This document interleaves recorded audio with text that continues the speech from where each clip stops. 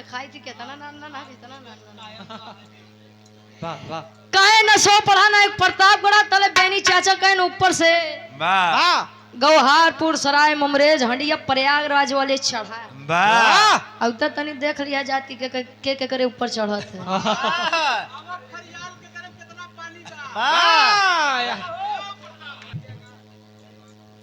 बड़ी बढ़िया बढ़िया बात वाह वाह हम कहे कि गैला जैसे मिल के हम हो गई नहीं बिना दिल के हम जानत रही बात उठे जरूर वाह अच्छा मान ले वो तो कुछ नहीं कहें तो हमरे बड़का बाबू कहा था यार बिना दिल के मन कैसे रहा था वाह ऐ जब दिल बोतले में जा सकत तो मन बिना दिल के ना रह सकत वाह कहाँ गए ये बड़े ढेर दिमाग लगाओ थे नहीं बड़े भगवान लग बंजर कह दे वाह बिना दिल के मतलब अगर हमें किसी से प्रेम हो जाए चाहे ईश्वर के प्रति हो वाह चाहिए हम बताए ना कि इश्क मोहब्बत प्यार लव स्नेह जोड़ वाह इसके प्रति हो जाए तो वो चला जाए और उसके बिना दिल ना लगना यही होता है बिना दिल के वाह देखा थमऊ जानता है कि दिल शरीर से बहरे निकले तो सीधे वहां रह जाई वाह गुरु जी ठीक बा बढ़िया बा कहे बेडरूम में राजा घुसी जाला हो कमर रूम अब बिया हो बाद बेचारा हुआ ना जाए तो कहाँ जाए वाह गुरुद्वारे में जात रहा गोबर काढ़े जाओ ई जवनिया भइली दारू केहू पिए वाला बा का अरे वाह देखा तान न्योता देत हैं मिलाओ भाई इनके केहू से वाह मैं खाना सारा बंद करा दूं अब भाई दारू थोड़ी क्यों पियाई तो जवानी पियाई हाय हाय हाय हाँ एक गाना चल रहा ना कि जैसे छुए महुआ राजा छुए मोर जवानी तो जैसे जवानी छुए लग तो से महुआ छुए बंद हो गया वाह का हो जवानी कैसे सिल्वर लोढ़ा जो का दूल्हा है निकम्मा मिल जाए। अच्छा इनका आज इनामे में सालों मिला बा का जिसान भैया हाँ साला मिला बने ठीक ठीक ले जाया घरे हाँ हो तोरी किस किस्मत के करबा वाह वाह दुसाला पायन भाई दुसाला बात नहीं से आवा गुरु जी कुछ बज जाए बड़ा बढ़िया के बाद महाभारत से बिरहा सुनया ए सूरज जी हाय हाय क्या बात अच्छा इनका नाम बड़ा बढ़िया बा सूरज हाँ आगे जी लगाए देता सूरज जी वाह भाई ये गलत बोला था तुम डब्लू गुरु देखो अब गलत बोला था यार हाँ तब का होए जल्दी में अगर बुला लेते हाँ सूजी सूरज जी मतलब कि हे सूरज जी ऐसे बूची का एक बड़ा बढ़िया नहीं कहता तुम वाह पूरा बिरहा जगत बूची बदनाम कर दिए बा लाला लगा देंगे मुंह में ताला वाह कोनो लड़की अपने सैया जी से कहे कोनो लड़का कोनो लड़की के बात बा वाह कोनो प्रेमी कोनो प्रेमिका के बात बा वाह कोनो भक्त और भगवान के बात बा और कोनो गायक और अरे बा बहादुर कहे लड़कवा कहे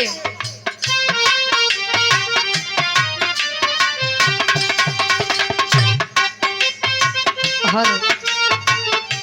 तोहरे से शुरू दिनवा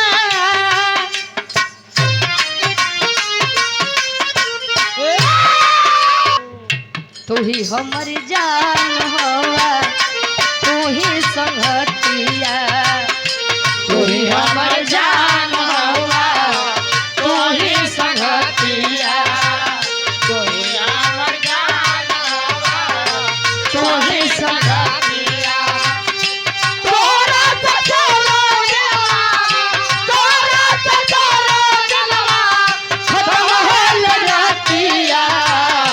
तू ही हमर जान हवा तू ही संगतिया तू ही हमर जान हवा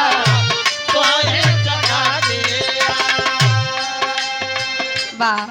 वाह विशाल भैया बढ़िया हमारा के देखी देखी ऑपरेटर भैया आवाज बढ़ावा हमारा के देखी देखी जरे वाला जरबे न करी अजय कर राजा रंगबाज ओकर रानी राज करबे नु करी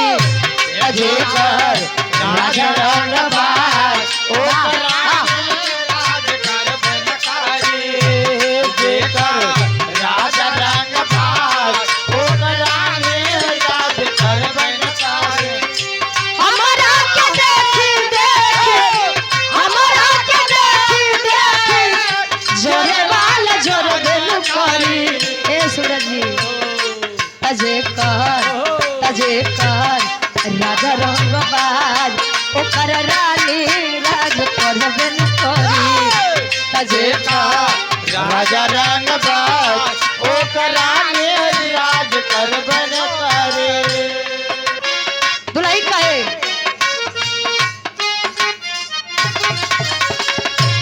छोड़ा छोड़ा कलैया सैया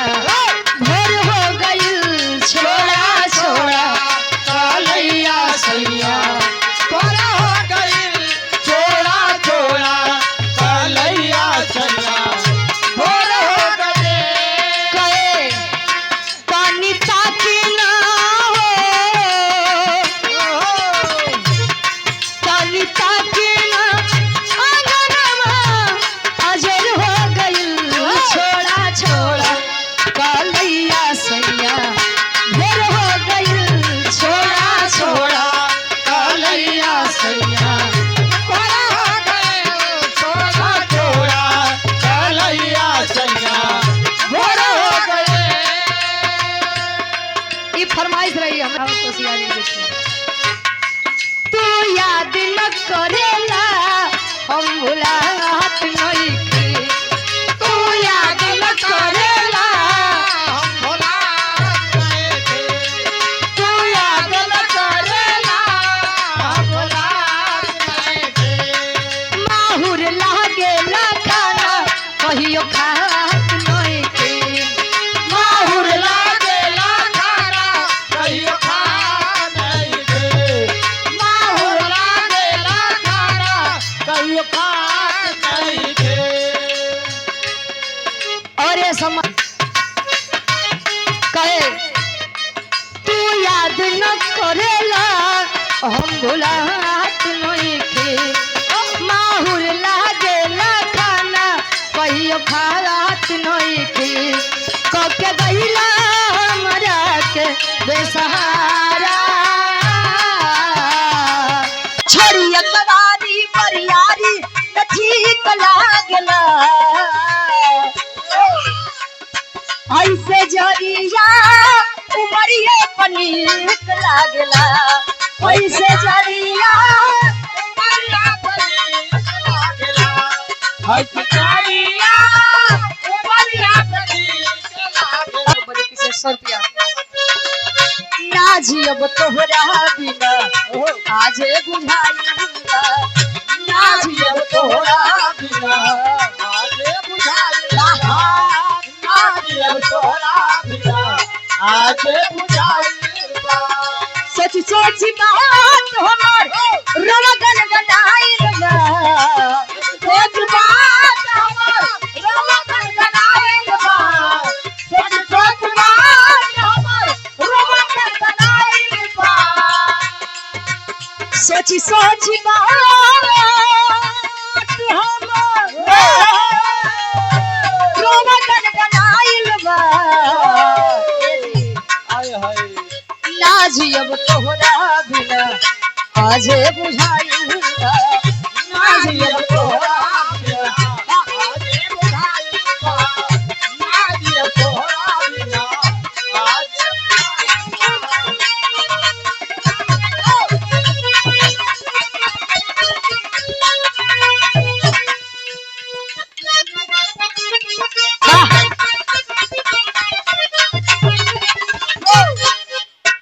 लाल लाल हो ठावा से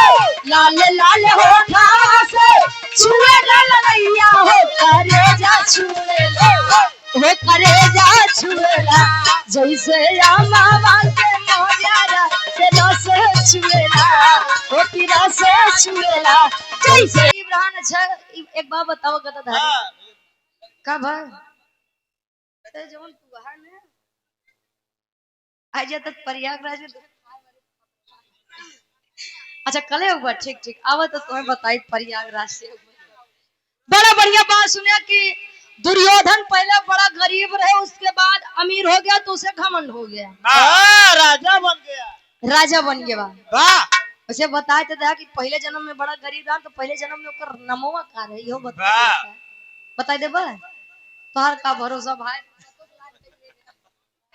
बताएं की रुचि अबे तू पागल यहाँ का उ सही लिखे बा बेचारा रुचि यादव गायिक का जे छापत रहे उनका नहीं पता बा कि रुचि यादव बिरहा गायिक कहीं तो गई है ना मतलब बोलबे झूठ बारे महाराज वाह ये बारे कही थी कि सब गवैया एक तरफ हो तू एक तरफ वाह अब गुरुजी तनी महाभारत से हम एक छोटा सा प्रसंग रख दई और प्रसंग थोड़ा हट के रही महाभारत में ऐसा कौन पांडव पुत्र था जो महाभारत खत्म होने के बाद भी पांडव पुत्रों में से वो बच गया था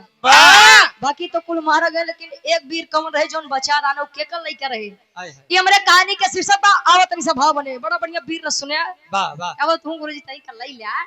छुगाई दे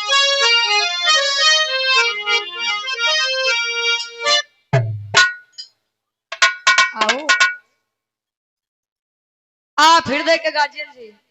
सूर्य भान उर्फ कल्लू भैया हमारे बीडीसी भावी प्रधान पद के प्रत्याशी ग्राम सभा सराय मुमरेज गौहरपुर से हमारे गार्जियन जी 100 रुपया विजय का तिलक आपके मत्थे पर लगे बा जय जय नाम दे भैया सब केहू जीता हम काहे कहीं केहू हारा हाँ सब केहू जीता ग्राम में 2-4 प्रधान होइए तो जल्दी विकास होई अब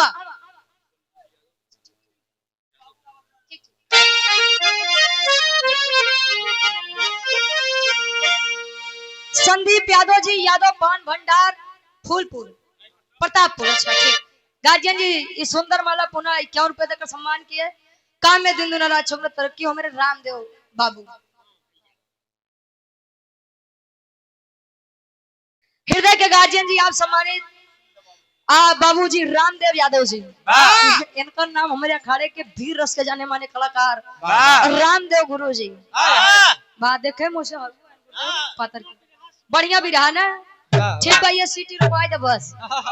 100 रुपया आशीर्वाद के चारी बा